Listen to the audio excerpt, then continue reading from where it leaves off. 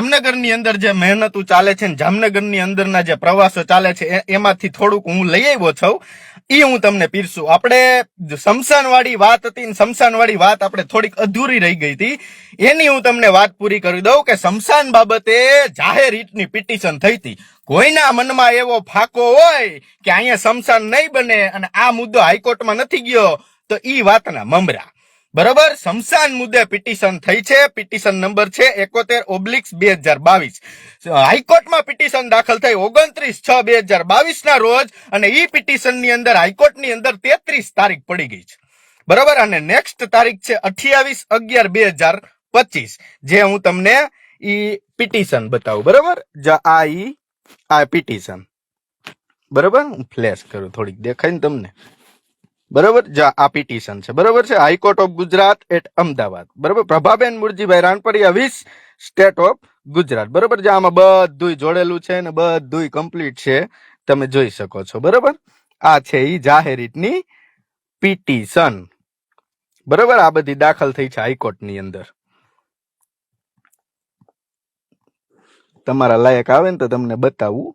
હા, રેડી, બસ આનાથી તમને ખબર પડી જશે કે હા આ પિટિશન થઈ છે. બરોબર, અને પિટિશન ના નંબર છે આપણે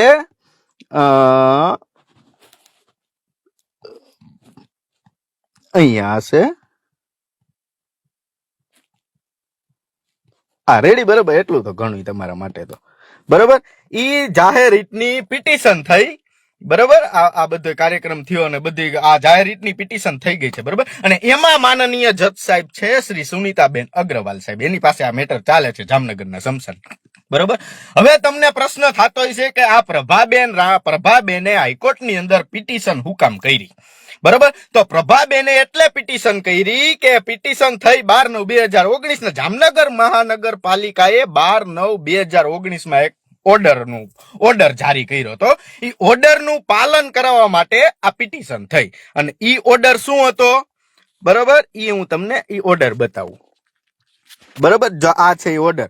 પ્રાંત અધિકારી કચેરી જામનગર શહેર તાલુકો જામનગર.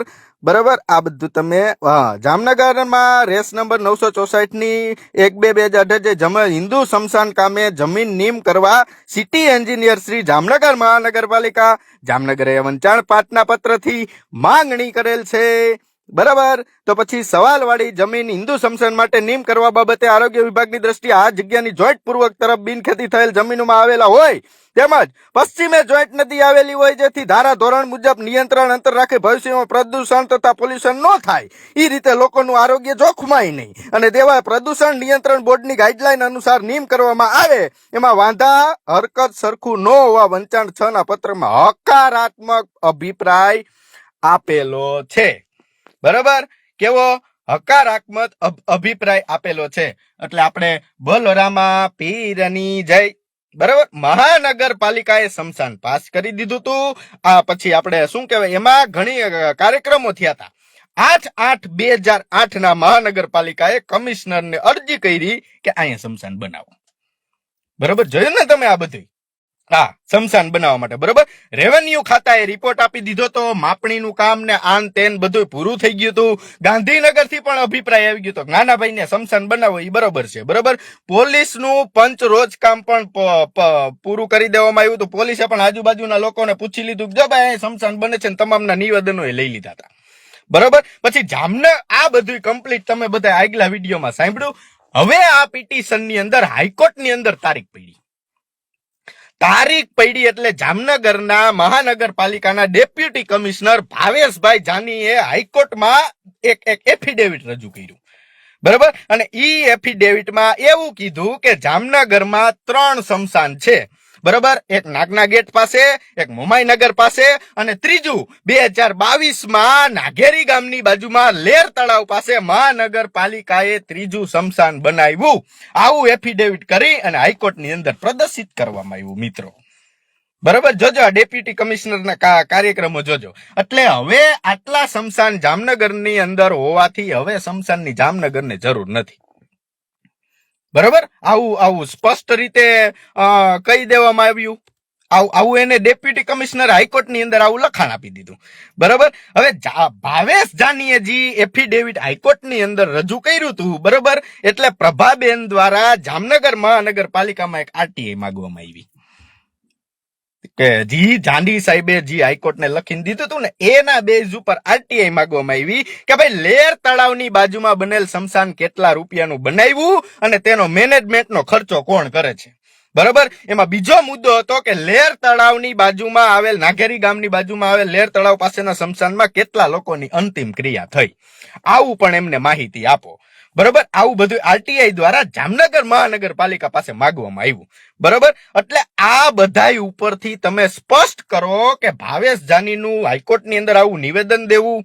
બરોબર. અને એની આરટીઆઈ પ્રભાબેન દ્વારા કરવામાં આવી એનો હું તમને જવાબ સંભળાવીશ. બરોબર. આ બધું જોયું. આમાં ચોખ્ખું જો પ્રૂફ પુરાવા અગાઉ બતાવું છું. બધાને પ્રૂફ થી બહુ મજા આવે છે ને, મને બહુ મજા. હવે અમુક લોકો બચી જવાના હતા ને હવે એ ગયા. પ્રૂફમાં જ બધાને નામ આવે, કારણ કે એક જોડીની અંદર 4 જણા છે. મારા દીકરા અમે જેલમાં હતા ને જોડીને અમે 2 જણા બે હતા. હાલો ભાઈ સવારમાં 6 વાગ્યામાં આવે, હાલો ભાઈ જોડી એટલે બે હતા. આ તો 4 જણા બેઠા જોડીમાં. વિચારો તમે કેવા ગુના કર્યા છે. અને એટલે અહીંથી સ્પષ્ટ થાય છે કે આવડિયા બધી કમિશનર આવડિયા મ્યુનિસિપાલિટી કમિશનરની આ ભાવેશ જાની એ બધા રહ્યા ને એ બધા ગમે એક માણસના નિયંત્રણમાં છે. બરોબર. આ કયો માણસ એ હું તમને કહીશ. જો છો ને તમે આ બધું આખું નિયંત્રણ એક પાસેથી થાય. બરોબર. વિચાર કરો તમે, હિન્દુના નામે સ્મશાન બનાવવામાં આ લોકો કાવડિયા ખાઈ ગયા. ન્યાય અને પબ્લિક જ્યાં શાંતિથી મરવા જાય ન્યાય આવડા કાવડિયા ખાઈ ગયા. એટલે મેં છેલ્લેથી કામ કર્યું. હજી તો આ નંબરિયા પડે છે સ્મશાનનું. મેં એટલે પેલા ઉપાડ્યું કામ ન્યાથી ઉપાડું. હા બધા એમ કે ને આમ હોય ને તેમ હોય. ના એ આમ જ હોય, આમ જ હોય. સમજી ગયા. એટલે હજી તો આ નંબરિયા પડે. હજી તમે જોજો આમાં ચોકા છકા બાકી છે. બરાબર. પછી બીજા મુદ્દા ઉપર આવી જઈએ કે 18/2/2020 ના રોજ જામનગરમાં ચાલતું નવાનગર ન્યૂઝપેપર ની અંદર એક આર્ટિકલ છપાણું. બરોબર. ઈ આર્ટિકલ હું તમને બતાવું. આ નવાનગર ન્યૂઝપેપર ની અંદર આર્ટિકલ છપાણું કે ભાઈ કમાલ ખંભાળિયાથી જામનગર પ્રવેશમાં 15 મીટર ટૂંકાવી દેવામાં આવ્યું. બરોબર. આ આખું આર્ટિકલ છપાણું. બરોબર. હવે એમાં વસ્તુ કઈ રીતની થઈ છે કે એમાં 18/2/2020 ના રોજ જામનગરમાં ચાલતું નવાનગરમાં ન્યૂઝપેપરમાં આવડો આર્ટિકલ આવ્યો. સમર્પણથી ખંભાળિયા જતો રસ્તો મેહુલ સિનેમાની સામે. બરોબર. એ 60 મીટરનો રસ્તો હતો. કેટલો? 60 મીટરનો. અને આ બધાએ એની 60 મીટરનો રસ્તો એની બાજુમાં આવેલું છે માધવ એવન્યુ. બરોબર. હજી તમે નોટ કરજો, સમર્પણથી ખંભાળિયા જતો રસ્તો મેહુલ સિનેમાની સામે 60 મીટરનો જે રસ્તો છે એની બાજુમાં આવેલું છે માધવ એવન્યુ. Survey number 1452. બરોબર. આ મહાનગરપાલિકાએ 17/9/2019 ના રોજ પાસ કર્યું માધવ એવન્યુ. બરોબર. હવે એનો નકશો તમે જોવો ને તો 60 મીટરનો રોડ 40 મીટરનો કરી નાખ્યો. 20 મીટર રોડ કરોડો રૂપિયા ખાઈ ગયા. હું કામ? એ માધવ એવન્યુ રહ્યું ને એ મહેશ વાડોતરિયાનું હતું. કેનું? ઈ માધવ એવન્યુ એનું હતું. એટલે આવડા લોકો 20 તો તમે ઉગણો ભાવ. 60 મીટરનો રોડ 40 મીટરનો 20 મીટર એટલે આપને એમ થાય કે આપણે તો કપડા ધોવા જેટલી જગ્યા થઈ. ના આમાં તો એ બધા બંગલા બનાવી લે. એ કાર્યક્રમ ખાઈ ગયા બધા. બરોબર. અને ન્યા કોઈ કાર્યવાહી ન થઈ. ન્યા કોઈ પ્રકારની કાંઈ આપણે એમ લેવા દેવા વગરની કાર્યવાહી ન્યા ન થઈ. હું કામ? મહેશ વાડોતરિયાનું એવન્યુ હતું. અને મહેશ વાડોતરિયાની ઉપર કોણ? આગળ જાણીશું આપણે. બરોબર. હવે આ બધી પબ્લિક જોતી હોય ને, આ બધી તમે બધા કાર્યક્રમો કરતા હોય ને કારા કામો કરતા હોય જોતી હોય ને પબ્લિક, ઈ પબ્લિક માંથી આ બાબતે હાઈકોર્ટમાં પ્રવીણભાઈ મનસુખભાઈ ચોવટીયાએ પિટિશન કરી. બરોબર. કે ભાઈ આવી રીતના 60 મીટરનો રોડ હતો ને 40 મીટરનો નકશામાં બતાવ્યો. બરોબર. તો આ કઈક ખોટું થાય છે. બરોબર. મહેશ વાડોતરિયા અને જામનગર મહાનગરપાલિકા વિરુદ્ધ ખોટો નકશો પાસ કરી અને કરોડો રૂપિયાનું કૌભાંડ આચર્યું. આવી હાઈકોર્ટની અંદર પિટિશન થઈ. કોણે કરી? તો કે પ્રવીણભાઈ મનસુખભાઈ ચોવટીયાએ. બરોબર. પછી તમે જોજો આ ચક્રવ્યૂહ આ હે ને મિત્રો, આ આખો કેસ ગોંડલ તરફ જાય છે. ગોંડલમાં જે રીતનું બન્યું હોય ને એ જ રીતનું જામનગરની અંદર બન્યું છે. મેં આમાં બે ને સરખાવ્યા કેસને. બરોબર. આ પ્રવીણભાઈ ચોવટિયાએ પિટિશન કરી. પછી શું થયું? પછી 2020માં જયેશ પટેલ ઉપર ગુજસીટોક દાખલ થઈ.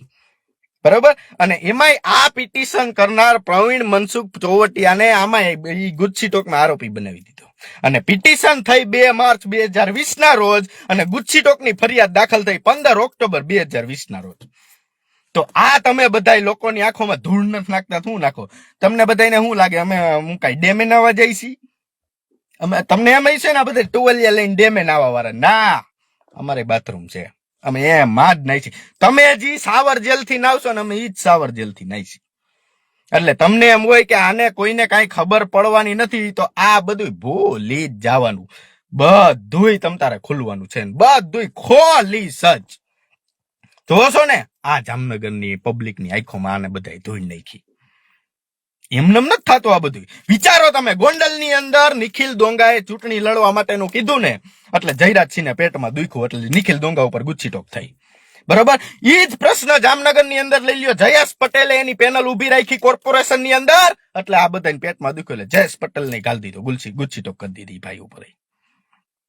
વિચારો તમે, સત્તાના પ્રેમી માણસો કપડા ઉતારે ઓજી.